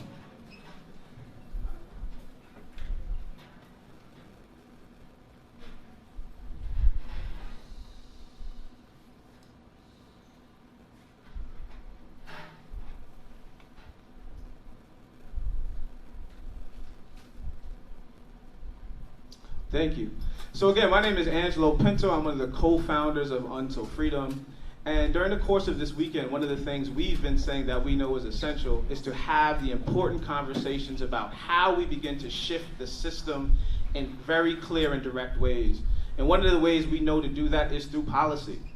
So we wanted to start by having a very important policy conversation. What I will do, and Katera, let me get one of those wipes, is I've introduced myself. I'm going to pass the mic to my left to have folks do a brief minute introduction of themselves, and then we will get started. Thank you so much, Attorney Pinto. I'm State Representative Attica Scott, and I serve Kentucky House District 41 right here in Louisville, Jefferson County. I have 44,000 people in District 41. I've been serving since January 2017 after I defeated a 34-year incumbent in a Democratic primary. I ran because my district deserved to have someone who believed in fair